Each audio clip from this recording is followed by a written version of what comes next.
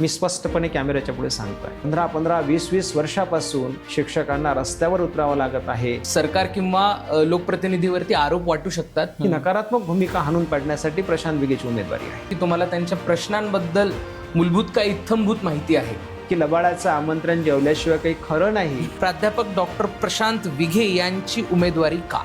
खूप मोठ्या प्रमाणामध्ये भ्रष्टाचाराची कीड लागलेली आहे. 56% लाच द्यावं लागतं. तर 5 सहसंचालकाला घरी पाठवण्याचं काम प्रशांत विगेने केलं. असं विधायक काम करणाऱ्या संघटनेचा मी कार्य करणार. मंडळी असं म्हणतात की समाजाला घडवण्यामध्ये शिक्षकाचा खूप मोठा वाटा असतो आणि या शिक्षकाचे प्रश्न, या शिक्षकाच्या समस्या जाणून घेणं एक समाज म्हणून आपली नैतिक जबाबदारी असते. तर आज याच पार्श्वभूमीवरती अमरावती शिक्षक मतदारसंघ निवडणूक 2026च्या अनुषंगाने, त्या निमित्ताने आज आपल्या सोबत आहेत महाराष्ट्रातील परिचित सुप्रसिद्ध असे राज्यशास्त्र विषयाचे प्राध्यापक, शिवाय राजकीय विश्लेषक, तज्ज्ञ व संशोधक, ज्यांनी शिक्षक व शिक्षकेतर कर्मचारी प्राध्यापकांच्या प्रश्नांखातर रस्त्यावर आणि त्यासोबत सिनेट सभागृहामध्ये सक्रिय लढा दिला, असे विदर्भातील एक अभ्यासू व लढाऊ नेतृत्व म्हणजे प्राध्यापक डॉक्टर प्रशांत विघे. नमस्कार सर, मी तुमचं खूप खूप स्वागत करतो. नमस्कार. तर अमरावती शिक्षक मतदारसंघ निवडणूक 2026च्या निमित्ताने आपण आज इथे जमलेलो आहोत. तर यामध्ये तुमची उमेदवारी आहे. तर नक्की उमेदवार म्हणून उभं राहताना तुमच्या मनात विचार काय होता, तो अजेंडा काय होता? नेमका अजेंडा असा आहे की शिक्षक मतदारसंघाची स्पेसिफिक निवडणूक आहे आणि या शिक्षक मतदारसंघाची निवडणूक असल्यामुळे आपला प्रतिनिधी सभागृहामध्ये जाणं हे गरजेचं असतं. परंतु मागील 12 वर्षाच्या काळामध्ये आपण जर बघितलं तर मतदार हे शिक्षक आहेत, पण उमेदवार हे कोणी उभे राहतात आणि कोणीही निवडून जातात आणि परिणामतः शैक्षणिक क्षेत्रातील समस्याचा डोंगर हा दिवसेंदिवस वाढताना दिसतो आहे. 2014ला या शिक्षक अमरावती विभागाच्या शिक्षक मतदारसंघातून शिक्षक नसलेला माणूस निवडून गेला. 2020लाही शिक्षक नसलेला माणूस निवडून गेलात आणि परिणामतः या शैक्षणिक क्षेत्रामध्ये समस्याचा डोंगर जो सातत्याने वाढतोय, या देशाच्या संविधानकर्त्यांचा एक मुख्य भूमिका जी होती की त्या क्षेत्रातील लोक वरिष्ठ सभागृहामध्ये आलेत तर ते पॉलिसी बनवण्यासाठी आणि शिक्षक आणि शिक्षकेतर कर्मचाऱ्याच्या संरक्षणासाठी आणि संवर्धनासाठी महत्वाची भूमिका निभेल, हा त्यामागचा उद्देश होता.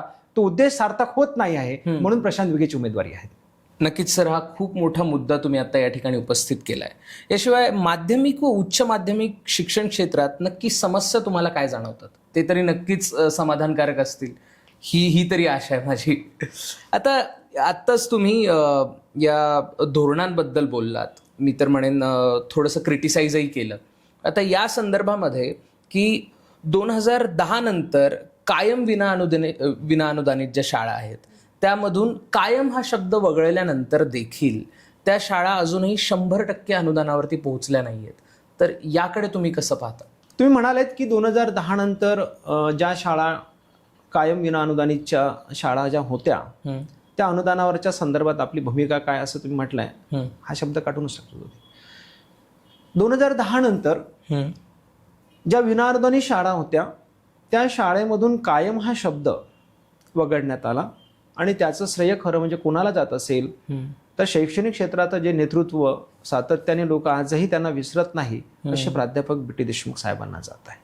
2012ला एक निर्णय असा आला, 12-13 मध्ये निर्णय आला की 9 वर्षानंतर 100% या शाळांना अनुदान देता आलं पाहिजे आणि 100% अनुदानावर आल्या पाहिजे.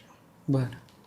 म्हणजे 5व्या वर्षीपासून 20, 6व्या वर्षी 40, 7व्या वर्षी 60, 8व्या वर्षी 80 आणि 9व्या वर्षी 100. बरं. निर्णय झाला, परंतु परत निर्णयावर बदल करण्यात आला आणि जून 2016ला एक शासन निर्णय आला आणि नंतर 2017ला त्यांनी इम्प्लिमेंटेशन केला की आपण या सुधारित नियम करून आपण लवकरच 20%, 40%, 60%, 80% आणि 100%वर करू. परंतु झालं असं की पहिला टप्पा यांना 16ला दिला, दुसरा टप्पा 19ला दिला आणि तिसरा टप्पा काही लोकांना 23ला दिला आणि काहींना 25ला मिळाला. परंतु याचा संघर्ष जर तुम्ही थोडा इतिहास बघितला तर जो नियम असा म्हणतो की 9 वर्षामध्ये या शाळा 100% अनुदानावर आल्या पाहिजे, यासाठीचा रोल खरं म्हणजे जनप्रतिनिधींनी सभागृहामध्ये निभवायला पाहिजे होता. तो निभवला नाहीत आणि म्हणून प्रत्येक टप्प्यासाठी संघर्ष करावा लागतो. कायद्यात तरतूद, शासन निर्णयामध्ये तरतूद असताना सुद्धा अशा स्वरूपाचा संघर्ष आमच्या शिक्षकांना करावा लागत असेल, रस्त्यावर उतरावं लागत असेल, तर मग जनप्रतिनिधीचं काम काय सभागृहामध्ये? जर समजा जनप्रतिनिधी भूमिका निभवत नाही, कारण आमच्या सुरक्षिततेसाठी, आमच्या संरक्षणासाठी त्यांना सभागृहात पाठवलाय, खरे, जर तो रोलच निभवत नसेल, आम्ही रस्त्यावर उतरून आम्हाला आंदोलन करावं लागत असेल, तर मग जनप्रतिनिधीचा रोल किती प्रमाणात असेल आपल्या लक्षात येईल. टप्पा अनुदान जर द्यायचं असेल तर या संदर्भामध्ये प्रत्येक अधिवेशनाच्या जेव्हा बजेटरी प्रोव्हिजन असतं, ते बजेटरी प्रोव्हिजन मध्ये तरतूद करून घेणं हे आपल्या शिक्षक आमदाराचं काम आहे. म्हणजे प्रत्येक आर्थिक वर्षात जर बजेटरी प्रोव्हिजन करून घेतलं नाही तर पुढच्या वर्षी आपल्या शाळेला अनुदान भेटू शकत नाही. कारण डेमोक्रॅटिक, पार्लमेंटरी डेमोक्रॅटिक सिस्टीम मध्ये 1 रुपया खर्च करायचा असेल तर सभागृहाची मंजुरात पाहिजे आणि 1 रुपया वसूल करायचा असेल तर सभागृहाची मंजुरात पाहिजे. मग त्यासाठी आम्हाला बजेटरी प्रोव्हिजन मध्ये आमचं हक्काची तरतूद काय काय आमच्या वाट्याला आहे हे करून घेण्याचं काम आपल्या शिक्षक आमदारांनी करून घ्यायला पाहिजे, तरच त्याला तुम्हाला दुसरा टप्पा प्राप्त होऊ शकतो. म्हणजे तुम्हाला सांगतो की 2019-20 नंतर लोकांना सातत्याने संघर्षच करावा लागला आणि 14 ऑक्टोबर 2024ला विधानसभेच्या निवडणुकीच्या आधी महाराष्ट्र सरकारने प्रस्थापित असणाऱ्या तत्कालीन सरकारने की आम्ही निवडणुका झाल्यानंतर आम्ही तुम्हाला टप्पा देऊ असं म्हटलं.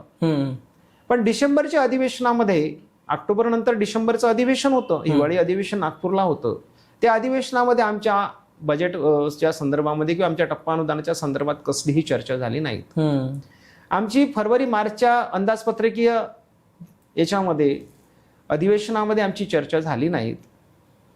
जुलैच्याही अधिवेशनामध्ये आमच्या संदर्भामध्ये टप्पा अनुदानाच्या संदर्भात चर्चा झाली नाहीत किंवा आमच्या शिक्षक आमदारांनी घडून आणली नाहीत.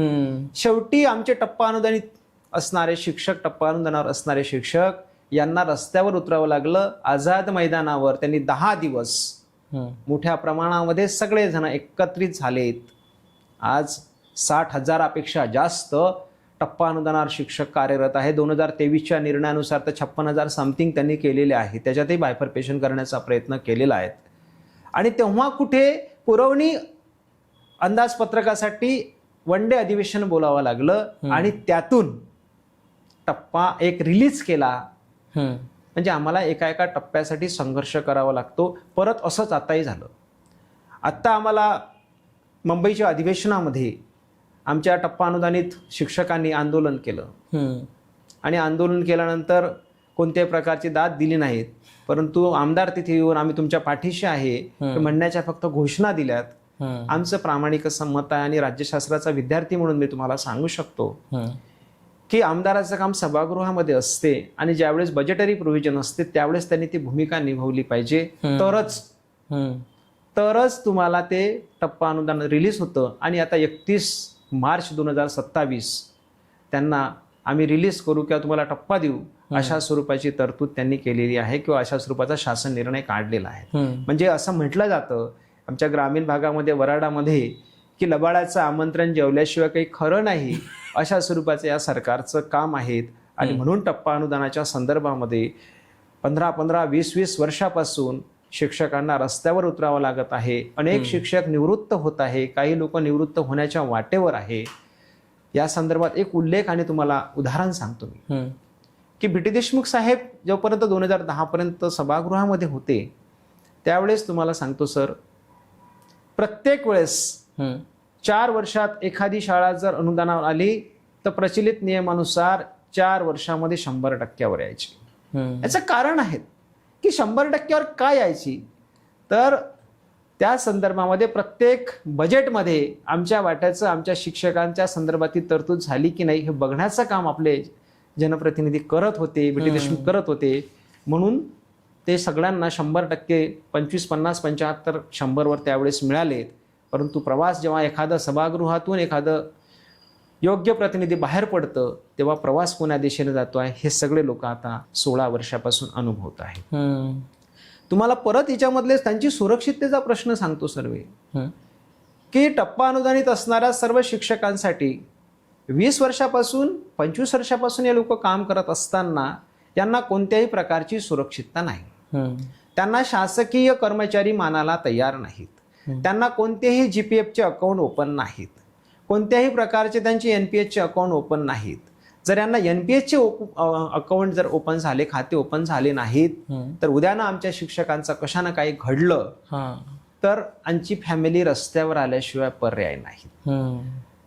महत्वाचं म्हणजे या सगळ्या टप्पा अनुदानित असणाऱ्या शिक्षकांसाठी एक महत्वाचं काम होणं गरजेचं आहे.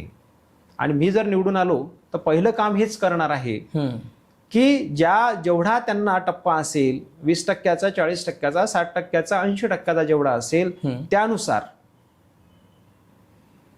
त्यांचे खाते ओपन झाले, पहिल्यांदा त्यांचे खाते ओपन झाले पाहिजे. आणि खाते ओपन झाल्यानुसार त्यानुसार टप्प्यानुसार त्यांच्यामध्ये पैशाची जे कटोती 10% जी कटोती आहे ती व्हायला पाहिजे. आणि जेवढी गव्हर्नमेंटची 14% कटोती आहे ती व्हायला पाहिजे. ते जर झालं तर काय होऊ शकते, ते जर झालं तर त्या लोकांना रस्त्यावर येण्याची वेळ राहणार नाहीत. जर एखाद्या माणसासंग जर काही चुकीचा नैसर्गिक आपत्ती आली आणि तो गेलाही तर फॅमिली पेन्शन त्यांना भेटू शकेल, त्यांना ग्रॅज्युएटी भेटू शकेल आणि त्यांना इन्शुरन्स भेटू शकेल. आणि एवढंच नाही तर हे लोक ही शाळा जर समजा विद्यार्थी तेवढे अपेक्षित असणारे विद्यार्थी प्रवेशित झाले नाही तर यांना अतिरिक्त होण्याची वेळ आली तर दुसरीकडे समायोजित सुद्धा करता येणार. आज या लोकांचं अतिरिक्त झाले तर घरी जावं लागते, समायोजन सुद्धा होत नाही. एवढ्या कठीण प्रसंग टप्पा अनुदानित असणाऱ्या शिक्षकांच्या संदर्भामध्ये आहेत. त्यांच्यासाठी खऱ्या अर्थानं सुरक्षितता शोधणं आणि अशा स्वरूपाची भूमिका सभागृहामध्ये मांडणं यासाठीची खऱ्या अर्थानं प्रशांत विखेची उमेदवारी आहे. एकंदरीत सर, एखाद्या व्यक्तींचे किंवा शिक्षक प्राध्यापक यांचे प्रश्न सोडवायचे असतील तर त्याची पुरेपूर जाण असणं गरजेचं आहे.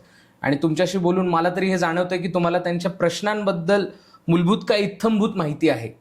आणि नक्कीच आपण जर का निवडून आलात तर या अपेक्षा नक्कीच आपण पूर्ण कराल.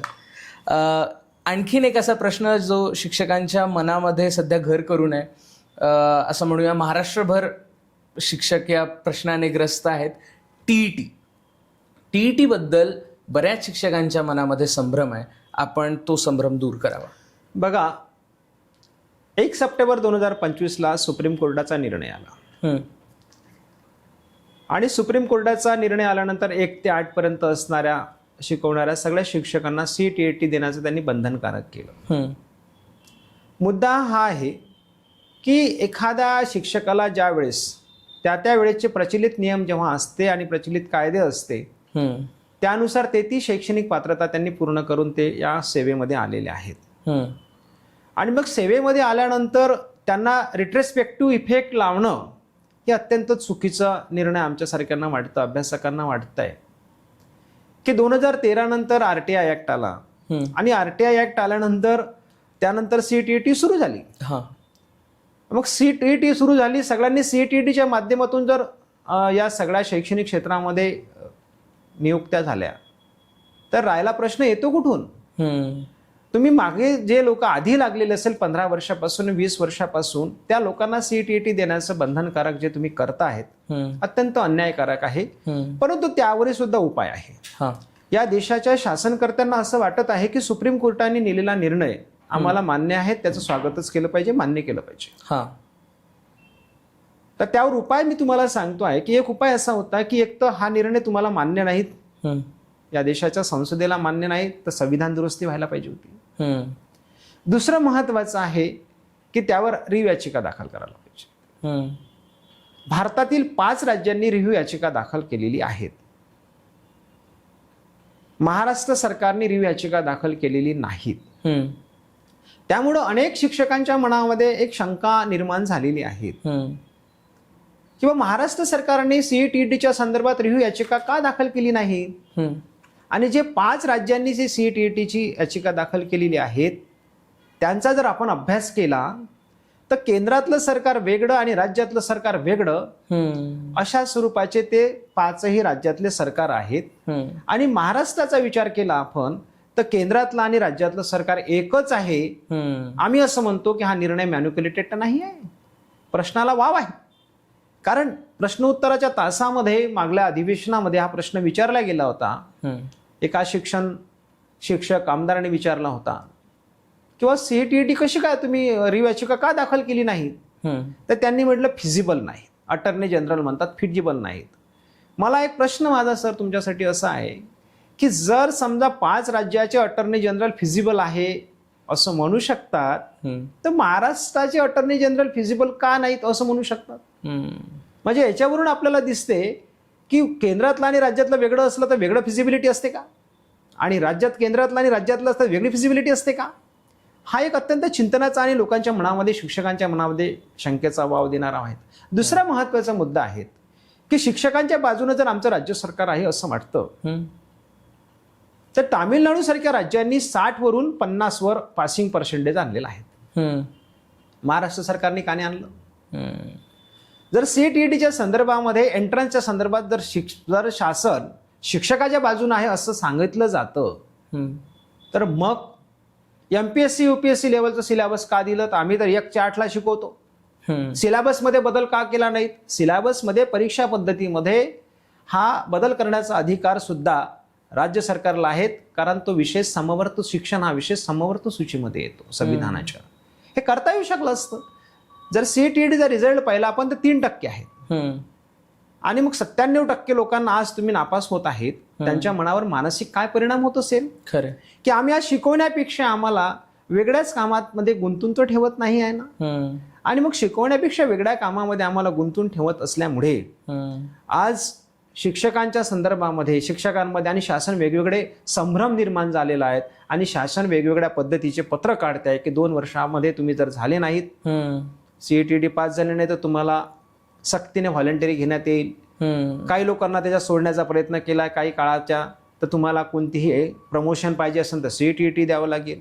तुम्हाला कुठे मुख्याध्यापक व्हायचं असेल तर CET द्यावं लागेल. नेमकं कळत नाही की यांना CETच्या माध्यमातून गुणवत्ता कशी सिद्ध होऊ शकते, कशी सिद्ध करू शकते. अशाच पद्धतीनं गुंडवण्याचं काम जर शासन करत असेल तर शासनाच्या या शैक्षणिक क्षेत्राबद्दल असणारी ही नकारात्मक भूमिका आहेत. ही नकारात्मक भूमिका हाणून पाडण्यासाठी प्रशांत बिगेची उमेदवारी आहे. नक्कीच सर, तुम्ही आत्ता बऱ्याच जणांनी फक्त TETच्या संदर्भात प्रश्न उपस्थित केले, चिंता व्यक्त केल्या, पण माझ्या तरी पाहण्यात तुम्ही पहिले असाल ज्यांनी त्याबद्दल उपाय सुद्धा सुचवले. त्यामुळे नक्कीच हा तुमचा जो युनिक पॉईंट ऑफ व्ह्यू आहे हा नक्कीच शिक्षक आणि प्राध्यापकांसाठी महत्त्वपूर्ण ठरेल भविष्यामध्ये. आता इतर क्षेत्रामध्ये 1 नोव्हेंबर 2005 नंतर लागू झालेल्या पेन्शन संदर्भात काय स्थिती आहे, तुम्हाला काय वाटतं आणि त्याबद्दल तुमचं कार्य काय असणार आहे, काय होतं. बघा सर, 1 नोव्हेंबर 2005 नंतर जेव्हा जुनी पेन्शन योजना रद्द केली आणि नवीन पेन्शन योजना त्यांनी आणली, पण जेव्हा नवीन पेन्शन योजना आणण्याचा त्यांनी प्रयत्न केला तोपर्यंत त्यांचं स्ट्रक्चरच काही तयार नव्हतं. म्हणजे एखादी गोष्ट आपल्याला लावायची असेल तर ती अधांतरी लावता येत नाही. म्हणजे 2014ला या संदर्भामध्ये त्यांनी ऍक्ट केला. डेमोक्रॅटिक सिस्टीममध्ये प्रत्येक विधेयक हे पार्लमेंटमधून विधेयक पारित होणं गरजेचं आहे, चर्चा होणं गरजेचे आहे. ते सुद्धा झाली नाहीत. आणि नंतर मग 1 नोव्हेंबर 2005 नंतर जेव्हा लोक लागलेत, या शिक्षण क्षेत्रामध्ये आलेत, काही शिक्षकेतर कर्मचारी इतर क्षेत्रामध्ये लागलेत, तर 14 फेब्रुवारी 2014ला फ्राडा नावाच्या कंपनीसोबत करार केला, pension fund regulation development association सोबत. आणि हा करार सुद्धा 1 फरवरी 2024ला संपुष्टात आलेला आहे. हा करारही संपुष्टात आला असला तरी त्याचं रिन्युवेशन करण्याच्या संदर्भामध्ये आमच्या जनप्रतिनिधींनी किंवा सरकारने महत्त्वाची भूमिका निभवली दिसत नाही. ते निभवण्याचं काम आपल्या जनप्रतिनिधीचं असतं. कारण आम्ही शिक्षकाच्या, शिक्षकेतर कर्मचाऱ्याच्या संरक्षणासाठी आणि संवर्धनासाठीचा रोल सभागृहामध्ये निभवत असतो. आम्ही मिरवण्यासाठी आमदार नसतो होत. हा महत्त्वाचा मुद्दा आहे. आपण DCPS मधून आपण नॅशनल पेन्शन स्कीममध्ये आलो. NPS मध्ये आलो. NPS नंतर प्रांतचे आपण अकाउंट ओपन केलेत. NPS मधून प्रांतचे अकाउंट ओपन होत असताना परत त्यांनी केंद्र सरकारने युनिफाईड पेन्शन स्कीमचा अजून एक नवीन स्कीम आणली. मग विकल्पाचे पत्र त्यांनी दिले की तुम्हाला NPS घ्यायचा आहे की UPS घ्यायचा आहे. पण NPS घ्यायचं असेल तर त्याच्या तरतुदी दिल्या, पण UPSच्या तरतुदी महाराष्ट्र गव्हर्नमेंटनी अजूनपर्यंत कोणतंही पत्र काढलेलं नाही. मग एखादी स्कीम किंवा एखादी योजना आपल्याला स्वीकारायची असेल तर मग त्याच्या तुलना तर आपल्याला करता येईल ना, की ज्या पद्धतीने NPSच्या तरतुदी आहे त्या पद्धतीने UPSच्या तरतुदी असायला अपेक्षित होत्या ना, पण त्याही तरतुदी देऊ शकले नाही. मग आमचा प्रतिनिधी करतोय काय आणि आम्ही विकल्प स्वीकारायचे कशाच्या भरोशावर? जर आम्हाला विकल्प स्वीकारायचे असेल तर त्यासाठी आम्हाला दोन्ही तरतुदी आमच्या पुढे असायला अपेक्षित होत्या. ते करता आलं नाही आणि लोकांनी भारतातीलही आणि महाराष्ट्रातील जर आपण एकंदरीत रेशिओ केला तर 3% जास्त लोकांनी तो विकल्प स्वीकारला नाही. जर 3% जास्त लोकांनी विकल्प जर स्वीकारला नाही तर खरंच ते फिजिबल होतं का? आणि मग यासाठी 31 मार्च 2026 ही तारीख प्रोलॉंग केलेली आहे. आणि 31 मार्च 2026 ची तारीख प्रोलॉंग करून तोपर्यंत तुम्ही विकल्प स्वीकारावे.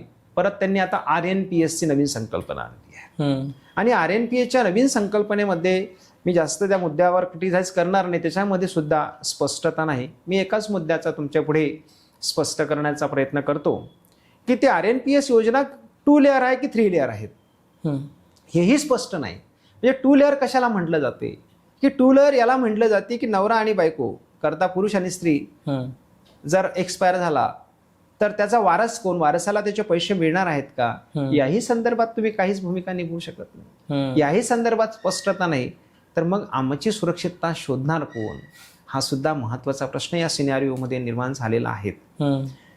तुम्हाला सांगतो आहे की या संदर्भामध्ये परत मॉडर्न NPS ची संकल्पना सुद्धा केंद्र सरकारने आणलेली आहे. जे लोक निवृत्त झालेले आहेत त्यांच्यासाठी सुद्धा नवीन निवृत्ती अधिनियम ड्रॉप्स तयार आहेत.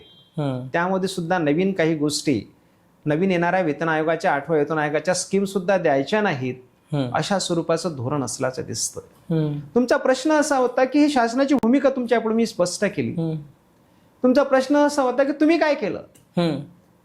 कारण सगळेजण राजकारणामध्ये जेव्हा येतात आणि राजकीय व्यवस्थेमध्ये जेव्हा उमेदवार म्हणून उभे राहतात तर प्रत्येक जण सांगतात की मी या जुन्या पेन्शन संघटनेचा कार्यकर्ता आहेत आणि मी कार्य करतो आहेत. पण तुम्हाला प्रामाणिकपणे मी सांगतोय की मी एक शिक्षक आहोत. मी या DCPS मध्ये या जुन्या नवीन पेन्शनमध्ये अफेक्ट असणारा माणूस आहे. आणि 2014ला जेव्हा जुनी पेन्शन संघटनेची स्थापना झाली तेव्हापासून मी संघटनेशी जुळून एक काम करणारा कार्यकर्ता आहे. पहिल्या अधिवेशनापासून, शेगावच्या पहिल्या अधिवेशनापासून तर सातत्याने त्या प्रत्येक मी आंदोलनामध्ये सातत्याने सहभाग असणारा एक कार्यकर्ता आहे. तुम्हाला सांगतो आहे की 2 ऑक्टोबर ते 7 ऑक्टोबर 2024ला विधानसभेच्या निवडणुकीच्या आधी आम्ही आमरण उपोषण केलं. वर्धेला उपोषण केलं आणि ते 2 ऑक्टोबर महात्मा गांधींच्या जन्मदिवसाचं औचित्य साधून आम्ही केलं की या औचित्यावर सुद्धा शासनाला जाग येईल. पण त्या अधिवेशनास, त्या औचित्यात आम्ही 6 दिवसाच्या काळामध्ये 4 दिवस आमरण होतो, शेवटले 2 दिवस सुद्धा पाणी सुद्धा आम्ही बंद केलं होतं. आम्ही 17 लोक बसलो होतो. ज्युनियर कॉलेज, सिनियर कॉलेज आणि हायस्कूल मधून महाराष्ट्रातून एकमेव होता तो डॉक्टर प्रशांत विखे होता. 10 लोक जिल्हा परिषदचे होते, 5 लोक शिक्षकेतर कर्मचाऱ्यांचे पाटबंधारे जलसिंचन आरोग्य विभागाचे होते आणि एक व्यक्ती ITIचे सुरोशे म्हणून ते होते. मला ही गोष्ट सांगायची तुम्हाला यासाठी होती की सगळेजण म्हणते आम्ही आमरण उपोषणाच्या किंवा प्रत्येक गोष्टीमध्ये सहभागी होतो असं म्हणतात. या आमरण उपोषणाला माजी आमदार, आत्ताचे असणारे प्रेझेंट आमदार, जे काही या मतदारसंघामध्ये उभं राहण्यासाठी सध्या इच्छुक आहेत, दादा आहे, ताई आहे, भाऊ आहेत, कोणीही जर त्या सभामंडपाला भेट देण्याचं सौजन्य दाखवू शकत नसेल तर खरंच त्या लोकांची सभागृहामध्ये भूमिका मांडण्याची असेल का, हा मुद्दा मांडण्याची असेल का? कारण त्यापैकी सगळ्याचे सगळे लोक शिक्षकच नाही, त्या मतदारसंघात उभे राहू इच्छितात शिक्षक नाही, आणि कोणीतरी एखादा असेल तो निवृत्त झालेला आहे. कोणीतरी संस्था चालक आहेत, कोणीतरी दलाल आहेत, कोणीतरी कॉन्ट्रॅक्टर आहे, कोणीतरी बँकर आहे, कोणीतरी व्यावसायिक आहे. फक्त आम्हाला निवडून जायचं आहे, एवढी भूमिका त्या लोकांची असेल, खरंच आपल्यासाठी लढू शकेल का, म्हणून प्रशांत विखेची उमेदवारी आहे. तुम्हाला सांगतो अजून याच्यामधला एक मुद्दा. 25 नोव्हेंबर 2025ला दिल्लीला जंतर मंतरवर जुन्या पेन्शनच्या संदर्भामध्ये आंदोलन होतं आणि भारतातलं आंदोलन होतं. जे काही आता उभे राहू इच्छित आहे त्या लोकांनी फेसबुक लाईव्ह केलं आणि फेसबुक लाईव्ह होऊन सांगितलं की आम्ही येतो, तुम्ही चाला. ते कोणीच आले नाही यार.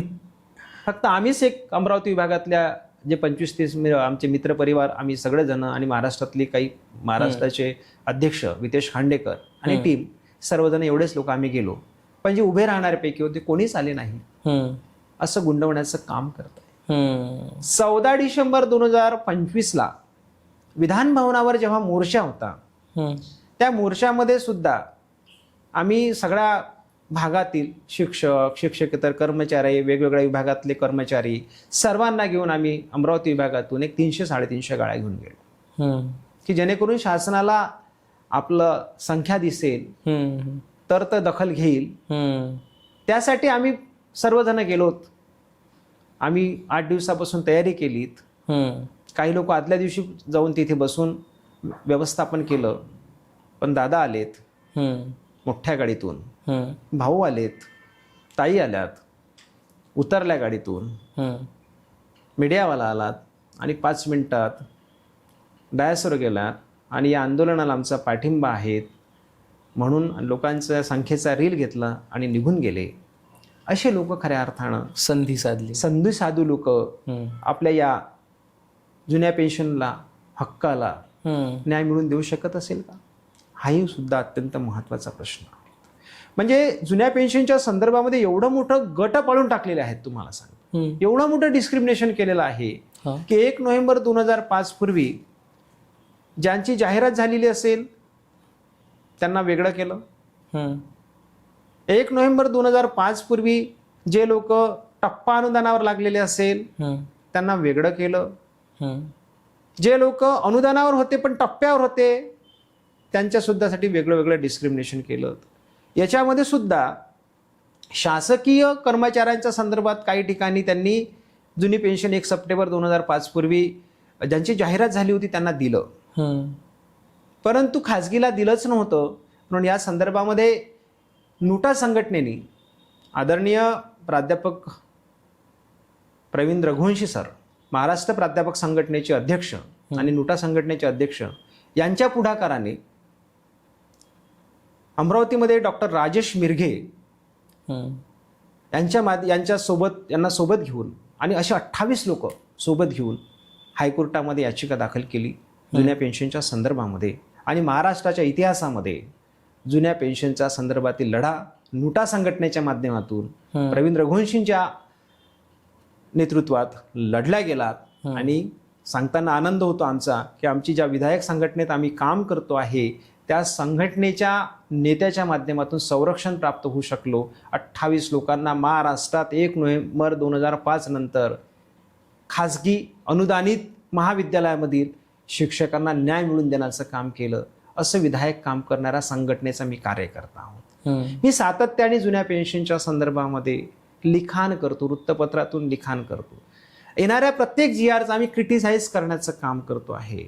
प्रत्येक आंदोलनामध्ये सहभागी होतो आहेत आणि आम्ही आमच्यापैकी यासाठी म्हणतो आहे की आपल्यापैकी जर आपण गेलो तर प्रत्येक समस्या आपल्याला माहीत असेल, आपल्याला जाणीव असेल, कायद्याचीच माहिती असेल तर आपल्याला कोणा तिसऱ्याची मदत घेण्याची गरज पडणार नाही. म्हणून प्रशांत विखेची उमेदवारी आहे. एकंदरीत तुमच्या प्रत्येकच उत्तरातून हे जाणवतं की तुमची उमेदवारी का आहे, कशासाठी आहे, काय नक्की तुमचे उद्दिष्ट आहे. शैक्षणिक क्षेत्रात भ्रष्टाचार आहे का? शैक्षणिक क्षेत्रात भ्रष्टाचार आहे का हा तर एक प्रश्नार्थक चिन्हच तुम्ही उपस्थित केलेला. प्रशासनामध्ये जेवढ्या मोठ्या प्रमाणामध्ये आता 2014 नंतर असं म्हटलं जात होतं की खूप मोठ्या प्रमाणामध्ये भ्रष्टाचाराची कीड लागलेली आहे असं म्हटलं जातं. कोल्हापूरच्या एका कॉन्ट्रॅक्टरच्या अधिवेशनामध्ये त्यांनी ते जाहीर केलं की किती टक्के त्यांना लाच द्यावं लागतं. 56% लाच द्यावं लागतं असं त्यांनी डिक्लेअर केलं. आणि या क्षेत्रामध्ये, शैक्षणिक क्षेत्रामध्ये त्याच पद्धतीचा प्रवास सातत्याने सुरू आहे. मग एखाद्याचं प्लेसमेंट करण्यापासून, एखाद्याची स्थाननिश्चिती करण्यापासून पैशाची मागणी केली जात होती. हायर एज्युकेशनमध्ये एक महत्त्वाचा रोल प्रशांत विगेने निभावला की विधायक कामाचे चुकीच्या पद्धतीने जी पैशाची मागणी होत होती ते थांबवण्याचं काम प्रशांत विगेने केलं. आणि एका नव्हे तर 5 सहसंचालकाला घरी पाठवण्याचं काम प्रशांत विगेने केलं. 30 जून 2022ला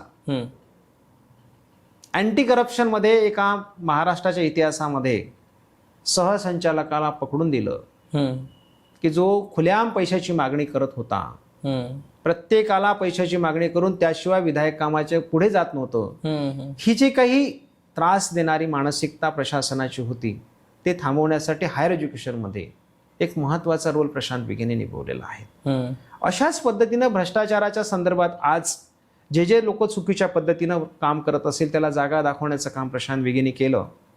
आणि तुम्हाला सांगताना आनंद मला असं होतो की अमरावती विभागातील हायर एज्युकेशन आज करप्शनच्या संदर्भामध्ये नियंत्रणात आलं, संपला असं म्हणत नाही मी. की जे खुलेआम मागणी होती ती मागणी थांबलेली आहे. आणि आम्ही त्यांच्याकडनं, त्या सहसंचालकाकडनं हेही सुद्धा लिहून घेतलेलं आहे की या कामाला किती दिवस लागेल, त्या कामाला किती दिवस लागेल, आणि तेवढ्या दिवसात जर ते काम झालं नाही तर त्याचा फॉलोअप घेण्याचं आम्ही काम करतो आहे.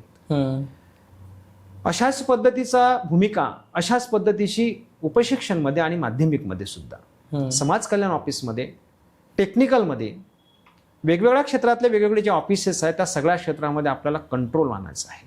कारण आमच्या कर्मचाऱ्यांकडे फुकटाचे पैसे नाही आहे. आमचे कर्मचारी मेहनतीचे पैसे असतात. आणि आज आमच्या कर्मचाऱ्यांना वरिष्ठ श्रेणी, निवड श्रेणी, प्रत्येक गोष्टीवर एखाद्याचं अप्रुव्हल काढायचं असेल त्यासाठी सुद्धा पैशाची मागणी शालेय स्तरावर शिक्षण अधिकारी कार्यालयाच्या माध्यमातून होते आहे. ते थांबवावं लागेल.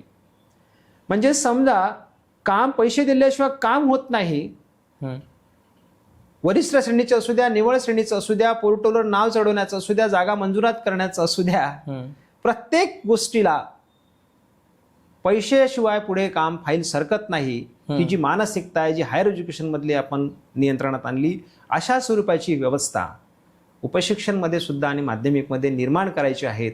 त्यासाठी म्हणून प्रशांत विगेची उमेदवारी आहे. म्हणजे भविष्यामध्ये आमच्या विधायक कामाला चुकीच्या पद्धतीनं कोणी मागणी करणार नाही याला वचक निर्माण करण्यासाठी प्रशांत विगेची उमेदवारी आहे. एक रोल मॉडेल हायर एज्युकेशन मध्ये तयार केलेलं आहे. तेच रोल मॉडेल आपल्याला इकडे सुद्धा आणायचं आहे. जर मी निवडून आलो, सर्वांनी मला साथ दिली, तर मी 6 महिन्यामध्ये हा इकड माध्यमिक आणि उच्च माध्यमिक मधलं, एज्युकेशन मधलं जे काही समाज कल्याण मधलं, टेक्निकल मधलं जे करप्शन आहे ते थांबवण्यासाठी महत्त्वाची भूमिका निभवेल आणि शासनाच्या सहकार्याने हे काम करेल. आणि शासनाला सुद्धा मी निदर्शनास आणून देईल की चुकीच्या पद्धतीनं कसं सुरू आहे ते त्या निदर्शनास आणून देण्यासाठी आणि लोकांना न्याय देण्यासाठीची उमेदवारी म्हणून प्रशांत विगेची आहे. नक्कीच लोकप्रतिनिधीचे जे काही जबाबदारी आहेत त्याची तुम्हाला जाणीव तर नक्कीच आहे. 8व्या वेतन आयोगाचं भवितव्य काय वाटतं तुम्हाला? 8व्या वेतन आयोगामध्ये आत्ता सगळ्यांना आनंद व्हायला लागलेला आहे की आता 8वा वेतन आयोग लागलावं. परंतु स्वप्नात राहण्यात काही अर्थ नाही आहे. 2024ला दिल्ली विधानसभेच्या निवडणुकीच्या वेळी 8व्या वेतन आयोगाची घोषणा भारताच्या इतिहासामध्ये करून टाकली.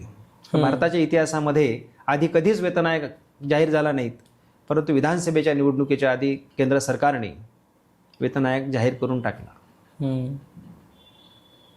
पुढच्या 2025 मध्ये जेव्हा बिहारच्या निवडणुका आल्यात तेव्हा समिती स्थापन करून टाकली. परंतु शैक्षणिक क्षेत्राच्या संदर्भात तुम्हाला सांगतोय की हायर एज्युकेशनच्या संदर्भात किंवा माध्यमिकच्या संदर्भामध्ये वेतन आयोगाच्या संदर्भात भूमिका निभवण्यासाठी किंवा पॉलिसी तयार करण्यासाठी कोणतीही समिती स्थापन करण्यात आलेली नाही.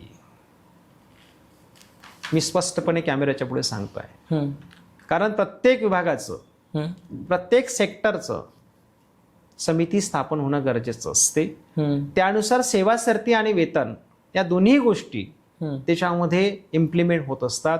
अशा स्वरूपाची आजपर्यंत मी तुमच्या पुढे आज कॅमेऱ्यामध्ये पुढे आहेत, आजपर्यंत कोणती समिती स्थापन करण्यात आलेली नाही. परंतु उद्या येणाऱ्या या निवडणुकीच्या अनुषंगाने कदाचित मला असं वाटतंय की 2028च्या पर्यंत, कारण 29ला लोकसभेच्या निवडणुका आहेत आणि लोकसभेच्या निवडणुकीच्या आधी कदाचित सरकार जाग येईल सरकारला आणि वेतन आयोग लागू करू शकते. त्या वेतन आयोगाच्या बार्गेनिंग पॉवरमध्ये आपला जनप्रतिनिधी सहभागी होणं गरजेचं आहे. जनप्रतिनिधी सहभागी झाला नाही तर माध्यमिक स्तरावरच्या शाळे व स्तरावरच्या बक्षीस समितीचं अहवालाचं वाटोळं करण्याचं काम राज्य सरकारने केलं.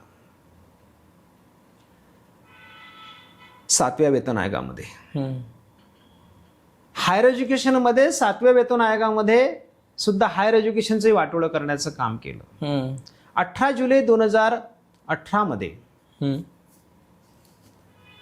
विद्यापीठ अनुदान आयोगाचं रेग्युलेशन आलेलं होतं आणि विद्यापीठ अनुदान आयोगाच्या रेग्युलेशनची इम्प्लिमेंटेशन करण्याचं काम हे राज्य सरकारचं आहे. ते मॅन्डेटरी आहेत. याचं कारण असं आहे की अर्धा पगार केंद्र सरकार देतं, अर्धा पगार राज्य सरकार देतं. त्यामुळे ते असं म्हणतात की ते आमचं मान्य करत असाल तर तुम्हाला आम्ही अनुदान देईल. आणि मग या संदर्भामध्ये 5 मार्च 2019ला महाराष्ट्र गव्हर्नमेंटने ॲफिडेव्हिट दिलं. 18 जुलै 2018चं रेग्युलेशन जे आहे ते आम्ही मान्य करतो. आणि 8 मार्च 2019ला 33 ठिकाणी तोडफोड केली. 18 जुलै 2018च्या रेग्युलेशनमध्ये 33 ठिकाणी तोडफोड केली आणि 33 ठिकाणी तोडफोड करून 8 मार्च 2019चं डायरेक्शन महाराष्ट्र सरकारने काढलं आणि अनेक शिक्षकांचे, अनेक प्राध्यापकांचे, अनेक प्राचार्यांचं नुकसान झालं. कुलगुरूपर्यंतचं, प्रकुलगुरूपर्यंत त्याच्यामध्ये आहेतच. त्याच्या 1-2 गोष्टीचा मी उल्लेख करतो की 2016 नंतर लागलेले जे काही शिक्षक असेल त्यांनी इन सर्व्हिस PhD केली असेल त्यांना इन्क्रिमेंट नाहीत. जे लोक जॉईनिंगच्या वेळेस PhD झाले असेल त्या लोकांना इन्क्रिमेंट नाहीत. म्हणजे नोकरीवर लागताना जर PhD असेल तर 4 इन्क्रिमेंट मिळायचे. इन सर्व्हिस जर तुम्ही नोकरीवर PhD असताना PhD केली हायर एज्युकेशनमध्ये 2 इन्क्रिमेंट मिळायचे. MPhil लागताना असेल ते 2 इन्क्रिमेंट मिळायचे. इन सर्व्हिस केलं तर 1 इन्क्रिमेंट मिळायचं. ते पूर्णपणे काढून टाकलं. दुसरं महत्वाचं एक उदाहरण तुम्हाला सांगतो की स्थाननिश्चिती किंवा प्रमोशनच्या संदर्भामध्ये काय केलं त्यांनी, तर त्यामध्ये ड्यू डेट शब्द होता तो काढून मीटिंग डेट हा शब्द टाकला. आणि ड्यू डेट हा शब्द काढून मीटिंग डेट शब्द काढल्यामुळे जर समजा एखाद्या प्राचार्याचं आणि प्राध्यापकाचं बैकलं असेल, संघर्ष असेल, मतभेद असेल, मॅनेजमेंटचा मतभेद असेल, तर अशा याच्यामध्ये जर त्या प्राध्यापकांचं 2-2 वर्ष जर प्लेसमेंट झालं नाही, स्थाननिश्चिती झाली नाहीत, प्रमोशन झालं नाहीत, तर वर्षाचं 5-5 लाखाचं नुकसान त्या माध्यमातून व्हायला लागलं. आणि त्याचा परिणाम असा झाला की संस्थाचालक, काही संस्थाचालक, पूर्ण नाही, काही संस्थाचालक, प्राचार्य याच्यामध्ये बार्गेनिंग करायला लागले आणि स्थाननिश्चितीच्या संदर्भात पैशाची मागणी व्हायला लागली. अत्यंत घातक निर्णय त्या माध्यमातून 7व्या वेतन आयोगात झाला. एवढंच नव्हे तर तो प्राचार्य, एखाद्या महाविद्यालयाचा प्राचार्य, UG कॉलेजचा प्राचार्य हे असोसिएट प्रोफेसरमध्ये त्यांचं स्थाननिश्चिती करण्यात आली. 13A मध्ये आणलं. आणि त्याच महाविद्यालयाचा प्राध्यापक जर प्रमोशन त्याला प्राप्त होत असेल तर तो 14A मध्ये आणला. म्हणजे एखाद्या महाविद्यालयाचा प्राचार्य हा हायर अथॉरिटी असतो, पण हायर अथॉरिटी सुद्धा कमी असेल आणि त्या महाविद्यालयाचा प्राध्यापक त्याच्यापेक्षा 14A मध्ये असेल आणि प्राचार्य हा 13A मध्ये असेल. एवढं मोठं डिस्क्रिमिनेशन करण्याचा प्रयत्न त्यांनी केला. तर असे विविध प्रश्न या निमित्ताने त्यांनी हायर एज्युकेशनमध्ये केलेत, कारण आपलं प्रतिनिधित्व नव्हतं, शिक्षकांचं प्रतिनिधित्व सभागृहामध्ये नव्हतं. म्हणजे जोपर्यंत बी टी देशमुख साहेब 4था वेतन आयोग, 5वा वेतन आयोग, 6व्या वेतन आयोगापर्यंत सभागृहामध्ये होते, regulation as it is implementation करण्याचं काम ते करत होते, कारण संविधानामध्ये तशी तरतूद आहे. त्याचं व्हायलेशन करण्याचा अधिकार राज्य सरकारला नाहीत, आणि व्हायलेशन जर होत असेल तर ते शासनाच्या निदर्शनास आणून देण्याचं काम सुद्धा जनप्रतिनिधींनी केलं पाहिजे. पण तेवढ्या जाणीव आणि तेवढी माहिती त्याला नसल्यामुळे हे सगळे प्रश्न, आपला प्रतिनिधी नसल्याचं काय होऊ शकते नुकसान, हे हायर एज्युकेशन मधील लोकांना माहिती आहे. अशाच पद्धतीनं बक्षीस समितीच्या वेळेसही सुद्धा माध्यमिक आणि प्राथमिक लेवलच्या शिक्षकांच्या संदर्भात मोठ्या प्रमाणामध्ये नुकसान झालं, प्रतिनिधी सभागृहामध्ये नसल्यामुळे, योग्य प्रतिनिधी नसल्यामुळे झालं. म्हणून ज्याला जाणीव आहेत, ज्याला माहिती आहेत, त्यासाठी आपला प्रतिनिधी 8व्या वेतन आयोगामध्येही बार्गेनिंग पॉवरमध्ये आपला जनप्रतिनिधी सभागृहामध्ये असणं गरजेचं आहे. रस्त्यावरच्या लढाईतून तुम्हाला काहीही निष्पन्न होत नाही, रस्त्यावरच्या लढाईतून तुम्हाला काहीही जिंकता येत नाही. एकटा माणूस सभागृहामध्ये असलं तर काय होऊ शकते, आदरणीय बी टी देशमुख साहेबांनी हे दाखवून दिलेलं आहे. परत ही दाखवून देण्याची वेळ 8व्या वेतन आयोगाच्या वेळेस सुद्धा येत आहेत. त्यासाठीची म्हणून प्रशांत विखेची उमेदवारी आहे. या संदर्भात आणखी एक महत्त्वाचा प्रश्न म्हणजे राष्ट्रीय शैक्षणिक धोरण 2020 उच्च शिक्षणामध्ये 2024-25 पासून लागलाय, तर त्याबद्दल तुमचं काय मत आहे, काय कसं पाहता तुम्ही याकडे? राष्ट्रीय शैक्षणिक धोरण 2024-25 पासून महाराष्ट्रामध्ये अंमलात आणण्याचं काम हायर एज्युकेशनने केलेलं आहे. त्याचे अत्यंत दूरगामी परिणाम व्हायला लागलेले आहेत. म्हणजे दूरगामी परिणाम असा शब्द प्रयोग मी करतो आहे. धोरणाला विरोध नाही, धोरणाला विरोध असण्याचं काही कारणच नाही, पण धोरणासोबत ज्या काही ड्रॉप मध्ये असणाऱ्या तरतुदी आहेत त्या 100% इम्प्लिमेंटेशन होणं गरजेचं असतं, आणि ते झालेलं नाहीत असं आम्हाला दिसत आहे. पहिला महत्वाचा मुद्दा राष्ट्रीय शैक्षणिक धोरणामधला आहे की 100% जागा भरती झाली पाहिजे. ते झालेलं नाही. म्हणजे आज महाराष्ट्रामध्ये 4 वर्षापासून जागा भरती होते आहे, जागा भरती करतो आहे, जागा भरती होणार आहेत, यावरचे सरकार खेळवण्याचा प्रयत्न केला जातो. आणि आत्ता मार्चमध्ये या संदर्भामध्ये 5012 जागा भरण्याचं शासनाचं धोरण आहे. अजूनपर्यंत पूर्णपणे भरण्याची प्रक्रिया झालेली नाहीत, चालू आहे टप्प्याटप्प्याने काहीतरी त्यांना. पण या संदर्भामध्ये सगळ्यात महत्त्वाचं कार्यभाराचं महत्त्वाचं काम चुकीच्या पद्धतीनं झालेलं आहे. म्हणजे कार्यभाराचं काम कसं चुकीच्या पद्धतीनं झालेलं आहे, वर्कलोड ज्याला आपण म्हणतोय, की जे वर्कलोडच्या संदर्भात राष्ट्रीय शैक्षणिक धोरणामध्ये त्यांनी मेजर मायनर हा प्रकार आणलेला आहे. मेजर आणि मायनर, आणि मेजर आणि मायनरमध्ये वर्कलोड काउंट कोणाचं करायचं तर फक्त मेजरचं करायचं, मेजर आणि मायनरचं करायचं, पण इतर व्हर्टिकलचं वर्कलोड काउंट करायचं नाही. आणि त्याचा परिणाम म्हणून आज अनेक शिक्षक अतिरिक्त होण्याच्या मार्गावर आहेत, आणि अनेक शिक्षकांच्या जागा सुद्धा कमी झालेल्या आहेत.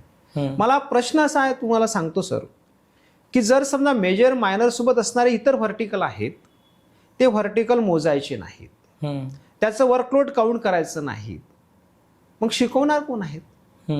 शिकवण्यासाठी माणसं लागेल, त्याला तुम्ही अंमलात आणलं पाहिजे, तशा पद्धतीचं काम करणार नसेल तर प्रवास कोण्या दिशेने देईन आपण लक्षात घ्या. युनिफॉर्मॅलिटी आणायची आहे राष्ट्रीय शैक्षणिक धोरणाच्या माध्यमातून, असं शासनाचं धोरण होतं. पण महाराष्ट्रातील सगळ्या विद्यापीठाचा जेव्हा आपण अभ्यास करतो तर वेगवेगळ्या विद्यापीठाचे वेगवेगळं धोरण आहेत आणि वेगवेगळे सिलेबस आहेत. म्हणजे अमरावती विद्यापीठाचं तुम्हाला आणि नागपूर विद्यापीठाचं उदाहरण जर मी दिलं तर आश्चर्य वाटेल की महाराष्ट्रातील बाकी विद्यापीठांनी 3 मेजर घेतले आणि अमरावती विद्यापीठाने एकच मेजर घेतला. नागपूर विद्यापीठाने मागल्या वर्षीपर्यंत 1 मेजर घेतला, आता ते 3 मेजरवर येत आहे.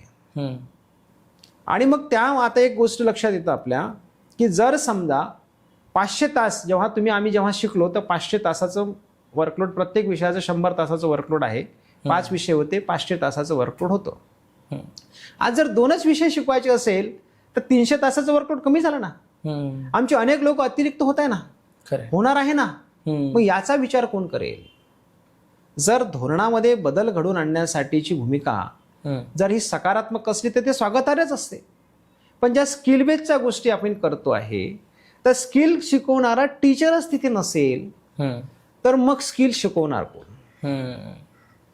दुसरं महत्वाचं आहे की यासोबतच इतर व्हर्टिकल जे आहेत ते सगळ्या व्हर्टिकलचं वर्कलोड काउंट होणं गरजेचं आहे.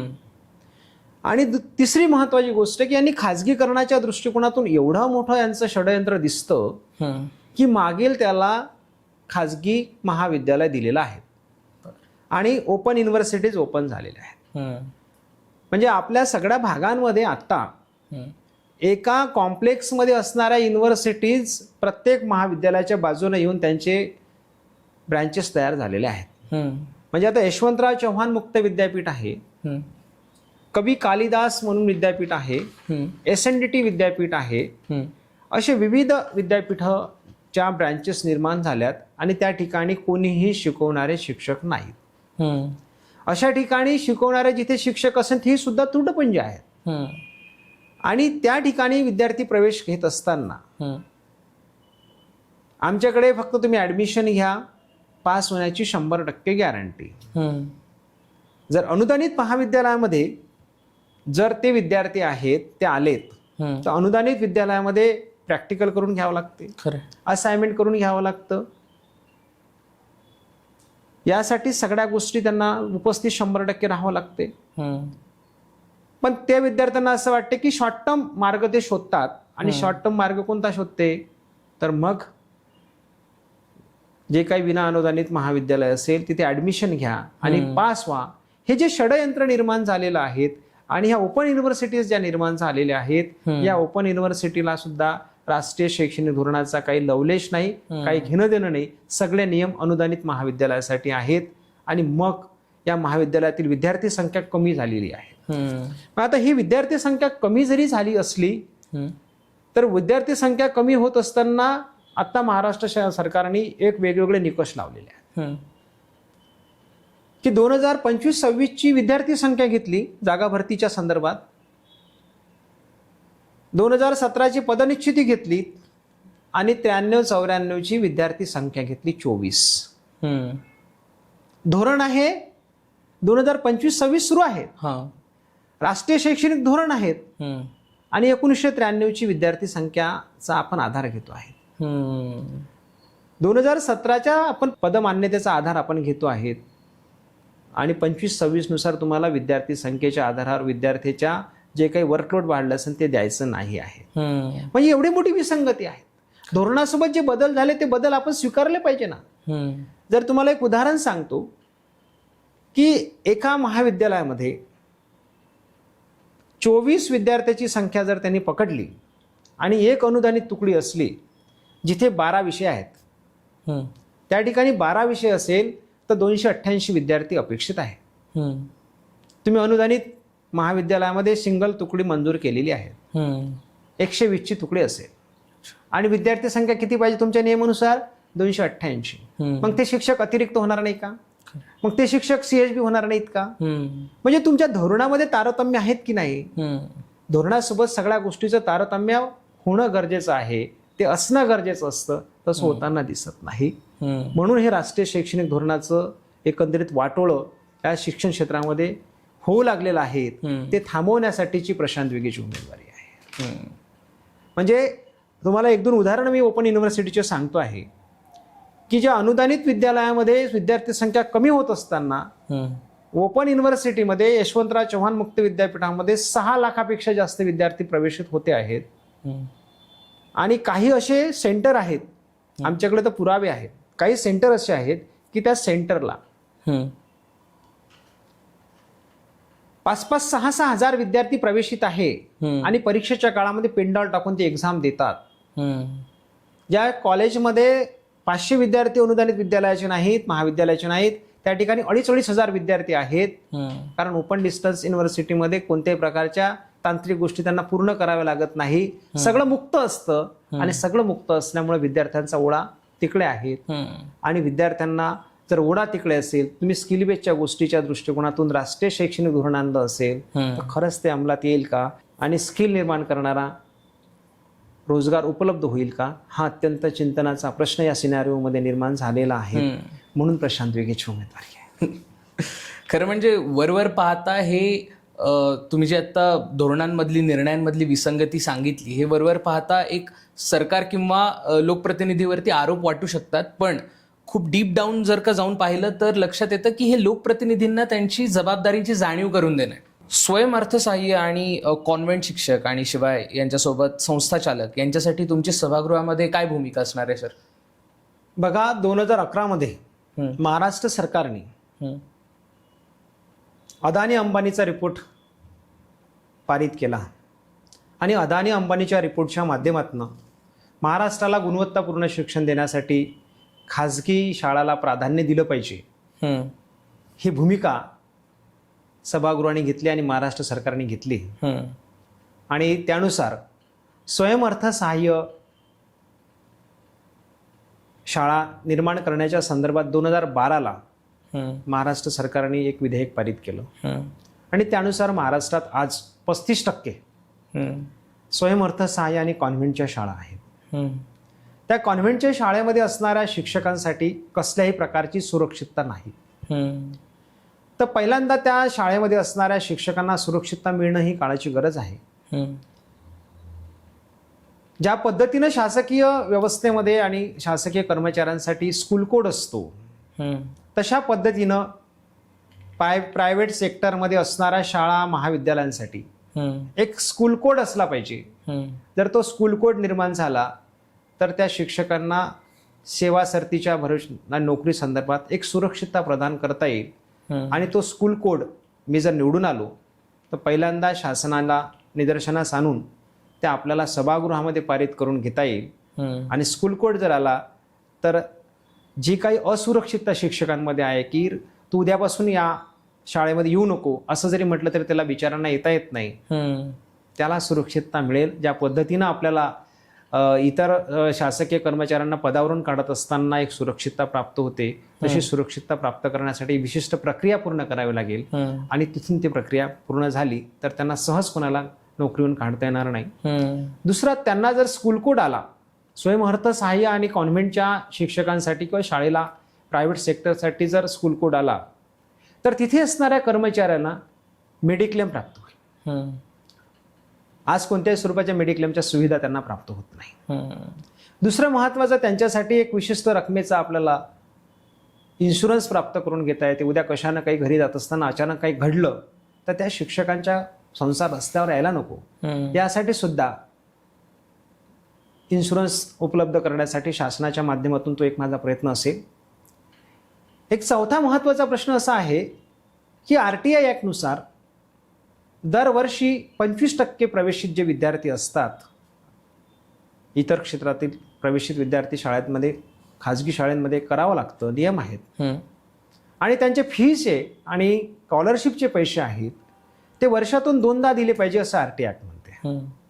परंतु ते 5-5 वर्ष, 4-4 वर्ष, 10-10 वर्ष शाळेला मिळत नाही आणि परिणामतः वेळेवर पगार सुद्धा ते देऊ शकत नाही कधी कधी. आणि शाळेचं मेंटेनन्स सुद्धा संस्था चालकाचं होणार नाही. म्हणून शासनाकडे असणारी जी काही पेंडन्सी असते ती वर्षभरातच झाली पाहिजे.